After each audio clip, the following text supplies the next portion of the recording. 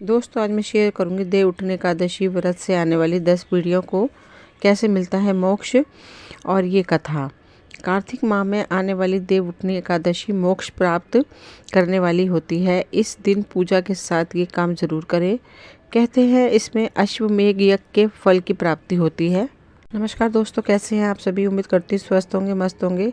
दोस्तों मैं Veena Gautam, astrologer, vastu consultant और रेकी मास्टर, आप सभी का मेरे चैनल वीना जी की रेमेडीज़ में स्वागत है। अगर पहली बार आए तो प्लीज़ चैनल को सब्सक्राइब करें ताकि वीडियो की नोटिफिकेशन समय समय पर आपको मिलती रहे। चलिए चलते हैं वीडियो की तरफ। देव उठनी एकादशी 23 नवंबर 2023 गुरुवार को है।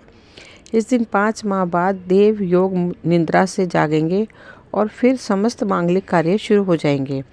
हिंदू धर्म में इसे देवोत्थान एकादशी के नाम से भी जाना जाता है। कार्तिक माह के शुक्ल पक्ष में आने वाली देव उठनी एकादशी में माँ लक्ष्मी और श्री हरि विष्णु को प्रसन्न करने के लिए श्रेष्ठ दिन माना जाता है। इसके प्रभाव से बड़ा पाप भी क्षण मात्र में ही नष्ट हो जाता है। श्री कृष्ण ने कहा कि देव उठनी एकादशी की रात्रि जागरण कर पूजा करने से साधक की आने वाली 10 पीढ़ियां विष्णु लोक में स्थान प्राप्त करती हैं और प्रेत नरक से मुक्ति पाते हैं। देव उठनी एकादशी का व्रत कथा के बिना अधूरा है। कार्तिक शुक्ल एकादशी तिथि 22 नवंबर 2023 रात 11:03।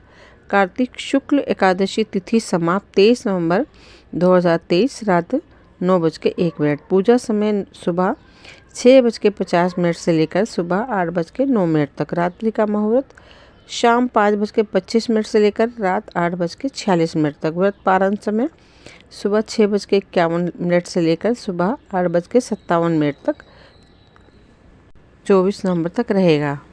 धर्म ग्रंथों के स्वयं श्री कृष्ण ने इसका महत्व बताया है।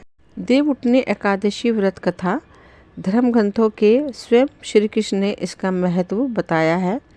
इसके अनुसार एक राज्य में एकादशी के दिन प्रजा से लेकर पशु तक कोई भी अन्न ग्रहण नहीं करता था। एक दिन भगवान विष्णु ने राजा की परीक्षा लेने की सोची और सुंदरी भेष बनाकर सड़क किनारे बैठ गए।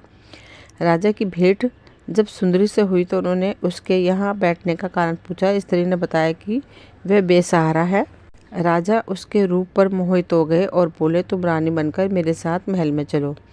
श्री हरि ने ली राजा की परीक्षा। सुंदर स्त्री के राजा के सामने शर्त रखी कि वास्तव में ये प्रस्ताव तभी स्वीकार करूंगी जब उसे पूरे राज्य का अधिकार दिया जाएगा और वह जो बनाए राजा को खाना होगा।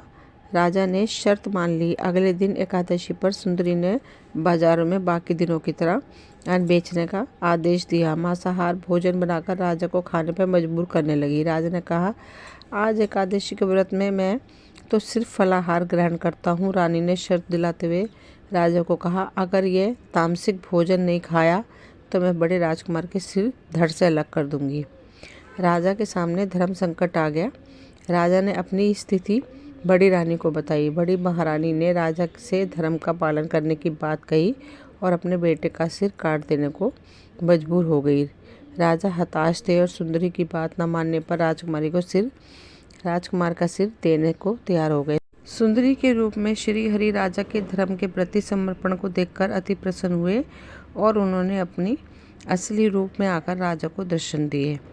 विष्णु जी ने राजा को बताया कि तुम परीक्षा में पास हुए हो, क्योंकि क्या वरदान चाहिए। राजा ने इस जीवन के लिए प्रभु को धन्यवाद कहा और अब मेरा उद्धार कीजिए। राजा की प्रार्थना श्री हरि ने स्वीकार की और वे मृत्यु के बाद वैकुंठ चले गए।